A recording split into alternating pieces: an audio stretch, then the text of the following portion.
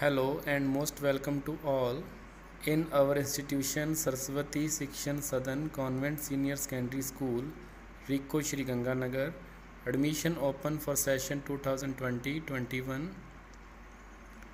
Students, today I will teach you topic forest cover in India and forest conservation of chapter 5th Natural Vegetation of subject Geography. Hello students, first of all, how are you? I hope you all are fine.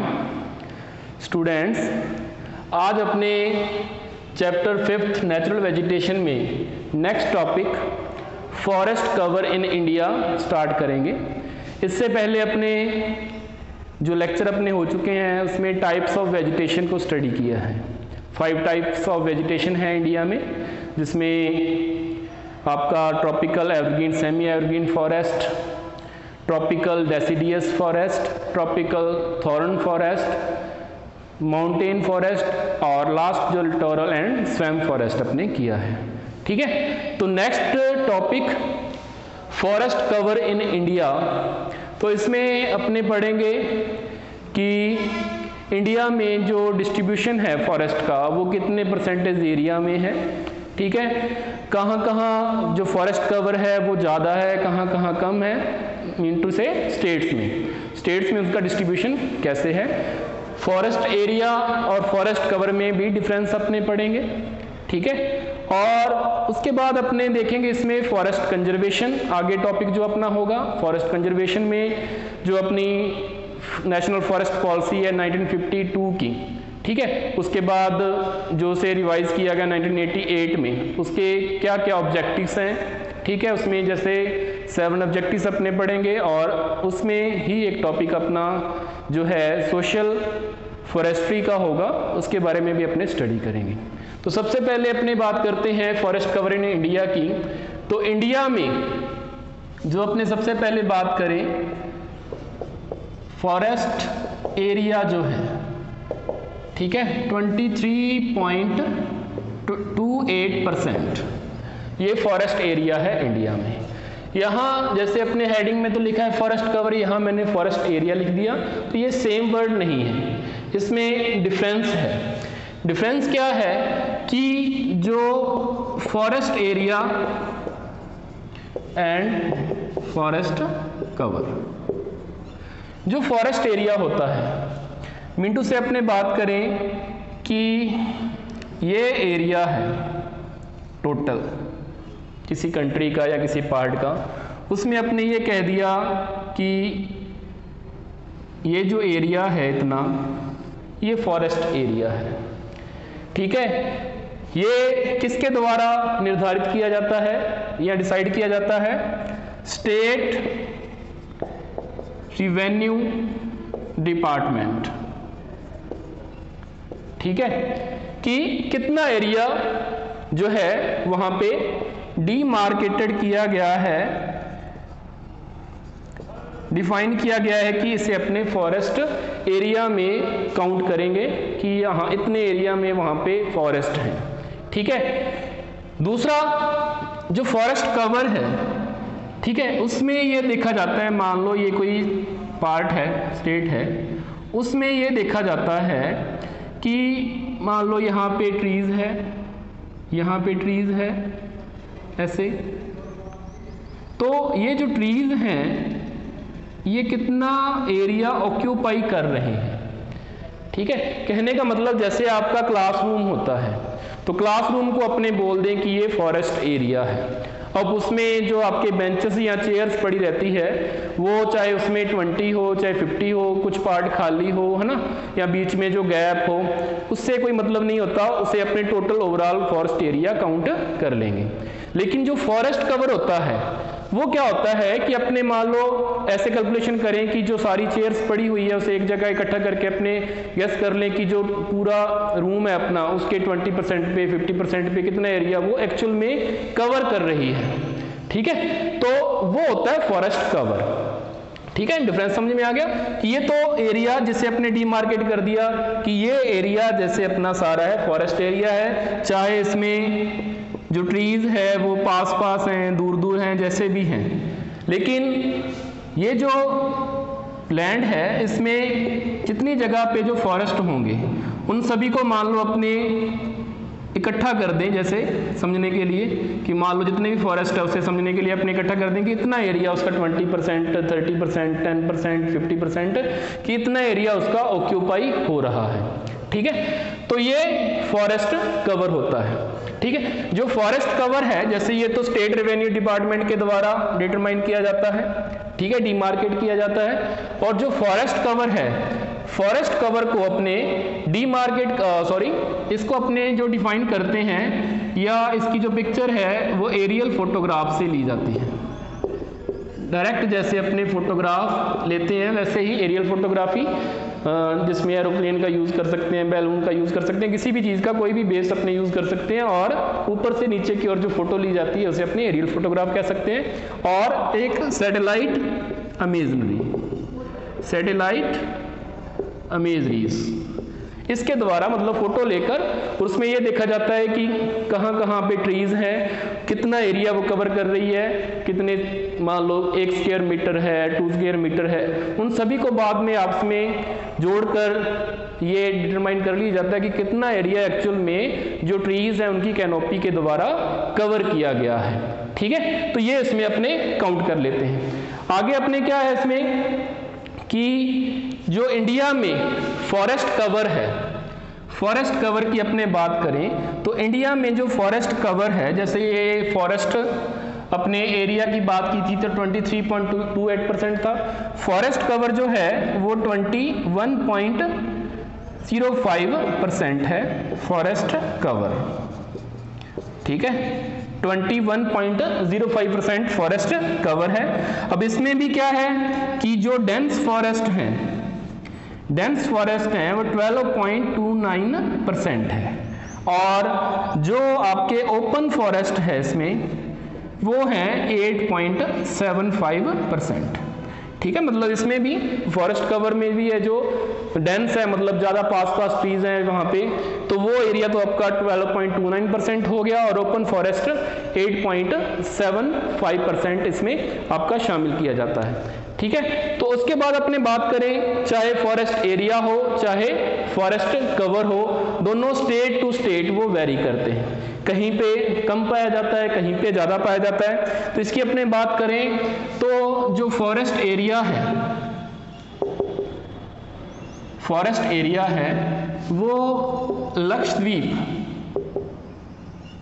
Lakshadweep में 0% है, मतलब वहाँ पे trees नहीं पाए जाते हैं। ठीक है, और अंडमान एंड निकोबार जो आइलैंड है, ठीक है, ये भी लक्षद्वीप भी आइलैंड है और अंडमान निकोबार भी आइलैंड है, तो वहाँ पे 86.93% पार्ट पे जो फॉरेस्ट एरिया है या फॉरेस्ट वहाँ पे अपने को मिलते हैं, ट्रीज वहाँ पे अपने को मिलते हैं। तो ये इसमें एक डिफरेंस हो गया।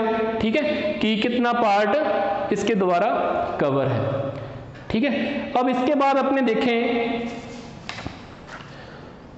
कि जो फॉरेस्ट कवर की अपने एरिया की बात अपने कर रहे हैं,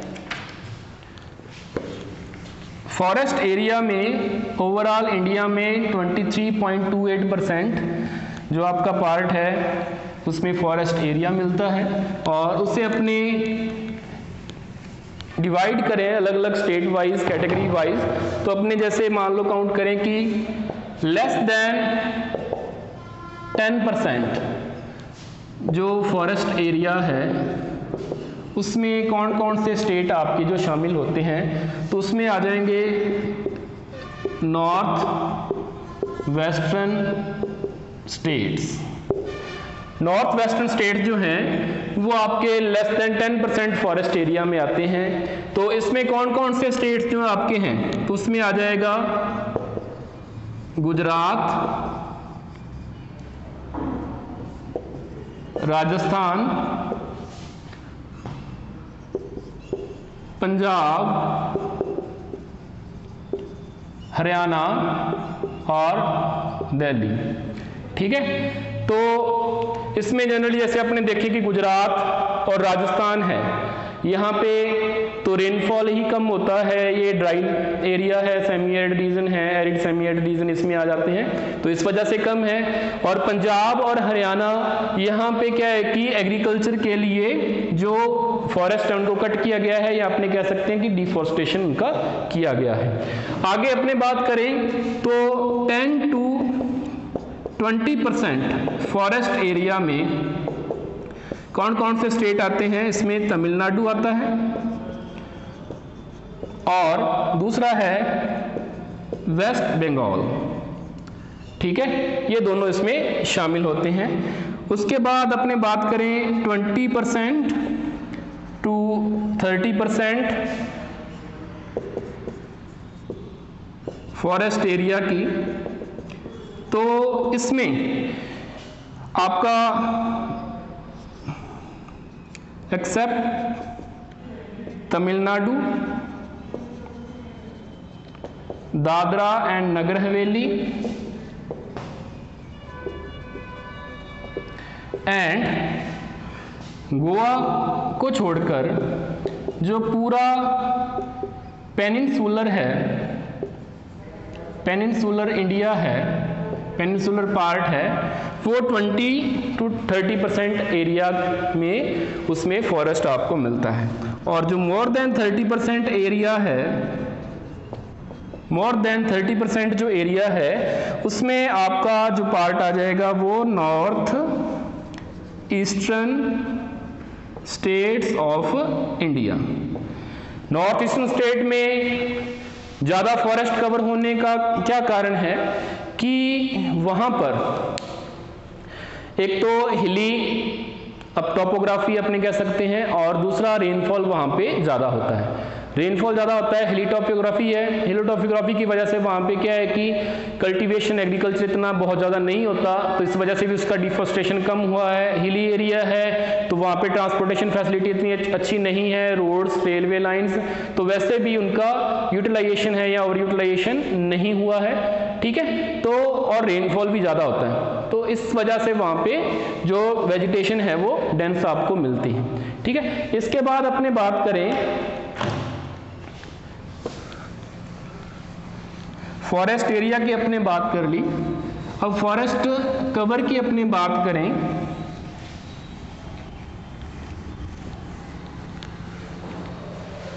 फॉरेस्ट कवर में अपने देखते हैं कि अपने जैसे पहले स्टडी किया कि फॉरेस्ट कवर जो इंडिया में है 21.5% है, ठीक है। इसकी जो रेंज है, इसका जो वेरिएशन है वो जम्मू एंड कश्मीर में 9.56% से लेकर Andaman and Nicobar island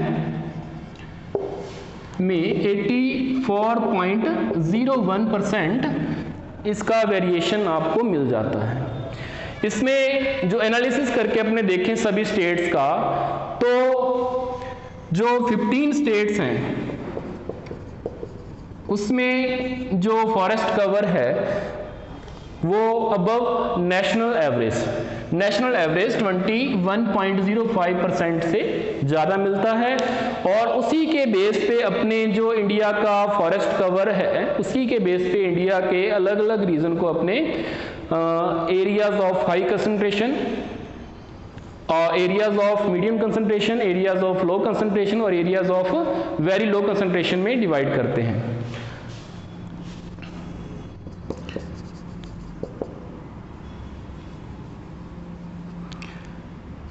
high concentration में जो है उसमें मोर देन 40% को अपने इसमें काउंट करेंगे, ठीक है।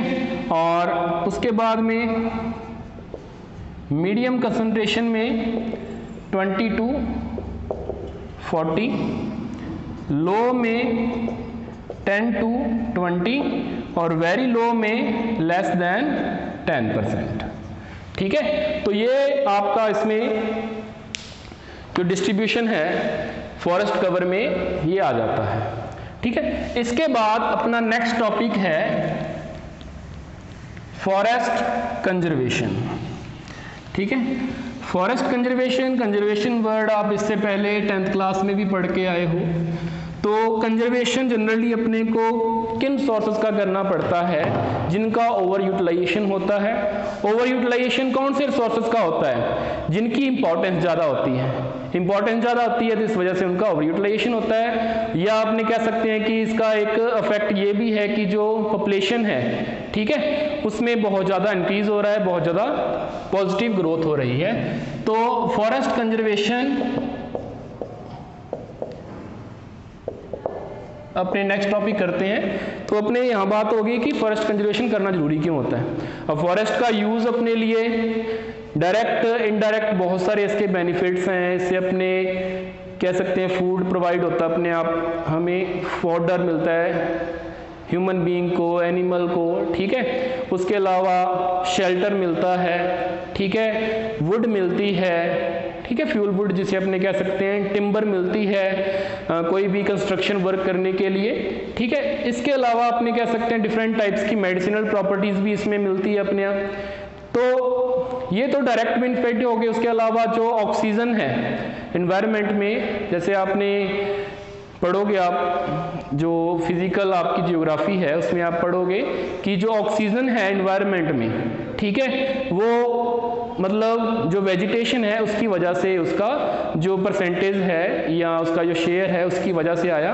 कार्बन डाइऑक्साइड और वाटर का यूज़ करके उसने ऑक्सीजन को बनाया और उसी वजह से जो ऑक्सीजन है एनवायरनमेंट में वो मतलब अपनी कह सकते हैं एग्जिस्टेंस में आई, ठीक है। तो ये इसकी फॉरेस्ट की इंपॉर्टेंस है। इसके अलावा ये रेनफॉल करवाने में भी हेल्पफुल होते हैं, वेपोट्रांसपिरेशन इससे होता है, ठीक है, और ग्रीन हाउस इफेक्ट को भी कंट्रोल करके रखते हैं। तो इनका बहुत ज़्यादा अपने लिए इंपॉर्टेंस होता है, पोल्यूशन को भी कंट्रोल करते हैं। तो इस वजह से इनका ओवर यूटिलाइजेशन होता है। ओवर यूटिलाइजेशन होता है कहने का मतलब तो ये धीरे धीरे खत्म होने शुरू हो जाते हैं, या जैसे अपने इंडिया की बात करें तो कम होते जा रहे हैं। तो इस वजह से इसको कंजर्व करना जरूरी होता है। स्टार्टिंग से ही जब से इंडिया इंडिपेंडेंट हुआ है उसी टाइम कुछ टाइम बाद में, जैसे 1952 में नेशनल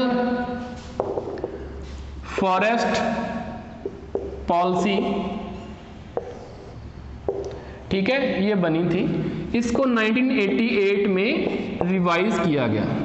नेशनल फॉरेस्ट पॉलिसी को 1988 में रिवाइज किया गया है, ठीक है। तो इसके कुछ एम्स और ऑब्जेक्टिव्स हैं, मतलब जो आपकी रिवाइज्ड फॉरेस्ट पॉलिसी 1988 है, इसके कुछ एम्स एंड ऑब्जेक्टिव्स हैं, जिसमें सबसे फर्स्ट है कि जो अपना टोटल लैंड एरिया है या जियोग्राफिकल एरिया है उसके 33% पार्ट पे आपके फॉरेस्ट होने चाहिए, ठीक है। ये सबसे फर्स्ट ऑब्जेक्टिव है। सेकंड ऑब्जेक्टिव में क्या है कि इकोलॉजिकल बैलेंस मेंटेन करने के लिए, और जिन एरियाज में, जिन रीजन में इकोलॉजिकल बैलेंस डिस्टर्ब हुआ है उसको मेंटेन करने के लिए वहां पे एफॉरेस्टेशन करना, ठीक है। ये इसका सेकंड ऑब्जेक्टिव हो गया। ये आपस में मिलते जुलते हैं, बहुत ज़्यादा इसमें डिफरेंस नहीं होता, एक जैसे भी आपको लग सकते हैं, थोड़ा सा ध्यान आपको रखना पड़ेगा इसमें। थर्ड में क्या है कि जो अपनी नेचुरल हेरिटेज है, बायोडाइवर्सिटी है और जेनेटिक पूल है उसको कंजर्व करना, ये थर्ड में आ जाएगा आपका, ठीक है। और फोर्थ में आ जाएगा चेक सॉइल इरोजन, ठीक है, एंड एक्सटेंशन ऑफ डेजर्ट, मतलब सॉइल इरोजन को रोकना और जो डेजर्ट है उसका जो एक्सटेंशन हो रहा है उसे भी रोकना, और control and floods and droughts. तो ये एक इसका ऑब्जेक्टिव हो गया, ठीक है। फिर अपने नेक्स्ट आता है कि जो बैरन लैंड है, वेस्ट लैंड है, वहां पे भी एफॉरेस्टेशन करना, या जो डिग्रेडेड लैंड है, जिस लैंड का डिग्रेडेशन हो चुका है वहां पे अगर मान लो एग्रीकल्चर नहीं हो रही है तो उसमें थोड़ी बहुत इंप्रूवमेंट करके अपने वहां पे एफॉरेस्टेशन कर सकते हैं, ट्रीज लगा सकते हैं, ठीक है। नेक्स्ट पार्ट है प्रोडक्टिविटी ऑफ फॉरेस्ट।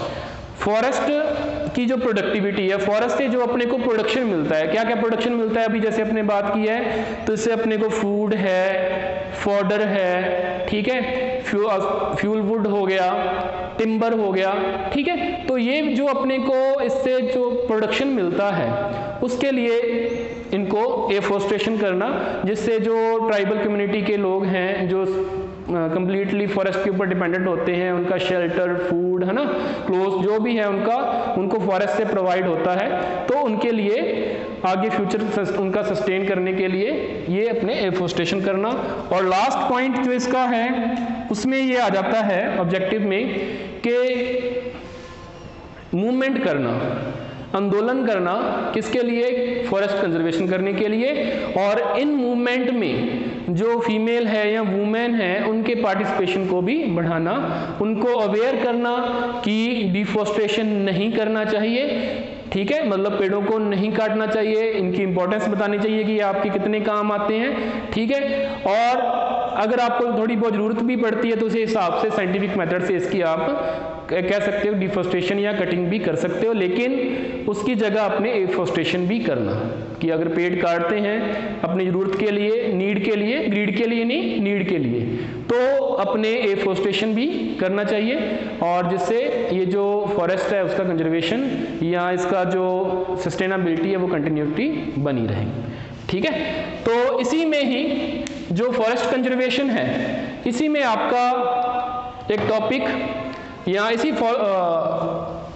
टॉपिक में आपका एक और टॉपिक आता है जिसे अपने सोशल फॉरेस्ट्री बोल देते हैं, ठीक है, सोशल फॉरेस्ट्री। जो सोशल फॉरेस्ट्री है ये क्या होती है, ठीक है, ये management and conservation of forest, ठीक है, and afforestation on barren and wasteland for socially, economically and अपने कह सकते हैं एनवायरमेंटल इंपॉर्टेंस।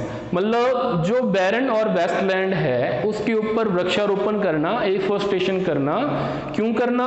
इसकी सोशल इंपॉर्टेंस की वजह से, इकोनॉमिक इंपॉर्टेंस की वजह से और एनवायरमेंटल इंपॉर्टेंस की वजह से, ठीक है। तो नेशनल कमीशन ऑन फॉरेस्ट ने सोशल फॉरेस्ट्री के अंदर सोशल फॉरेस्ट्री को 3 पार्ट्स में डिवाइड किया है।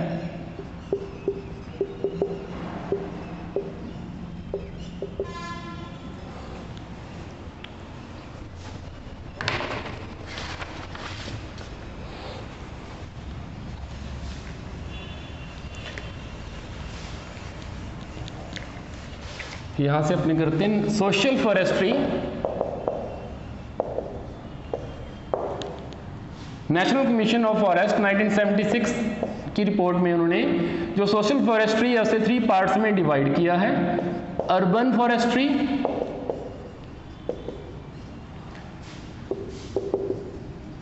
रूरल फॉरेस्ट्री और फार्म फॉरेस्ट्री। ये 3 टाइप की फॉरेस्ट्री है। वही इसका मीनिंग तो यही है कि फॉरेस्ट को कंजर्व कैसे किया जाए। तो जो अर्बन फॉरेस्ट्री है, अर्बन फॉरेस्ट्री में क्या है कि जो अर्बन एरिया है, सिंपल सा है, जिसके साथ अर्बन है, रूरल है या फार्म है, उसके अकॉर्डिंग ही अर्बन एरिया में, रूरल एरिया में और फार्म एरिया में अपने क्या करना है, एफोरेस्टेशन करना है ना, या फॉरेस्ट को कंजर्व करना है। सिंपल सा मीनिंग है इसका। तो अर्बन फॉरेस्ट्री में कोई भी रोड है उसके दोनों बैंक्स पे, किनारों पे, ठीक है, कहीं पे पार्क बना सकते हैं, कोई खाली लैंड पड़ी है वहाँ पे फॉरेस्ट लगा सकते हैं, जो रेलवे स्टेशन है वहाँ पे फॉरेस्ट लगा सकते हैं या ट्रीज लगा सकते हैं, ठीक है।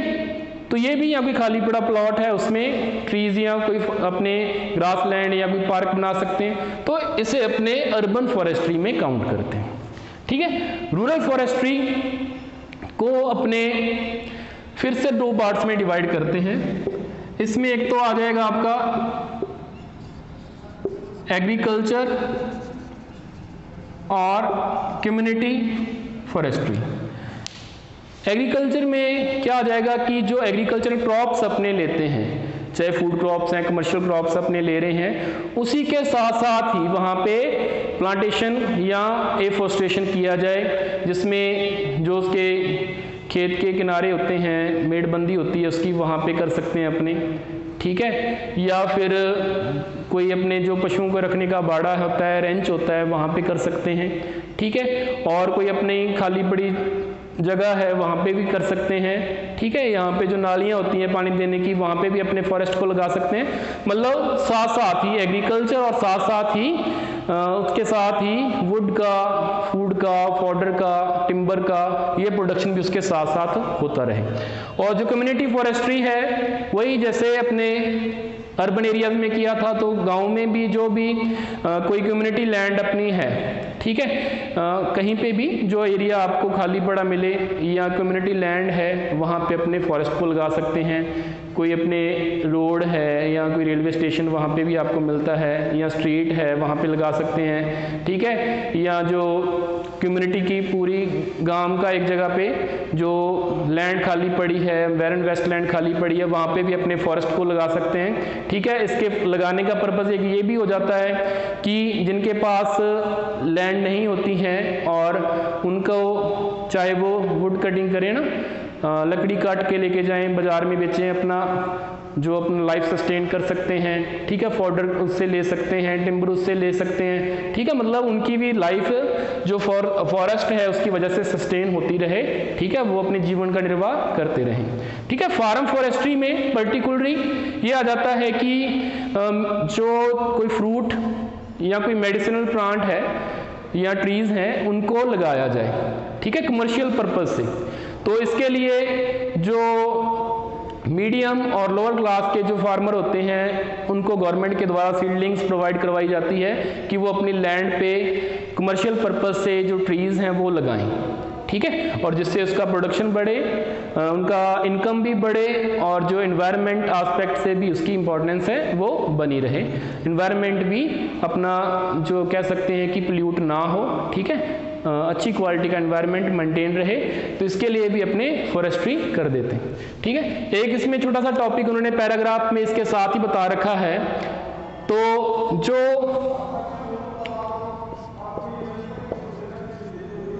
आपके ट्राइबल रीजन होते हैं, ठीक है, ट्राइबल रीजन जो होते हैं वहां पे भी फॉरेस्ट्री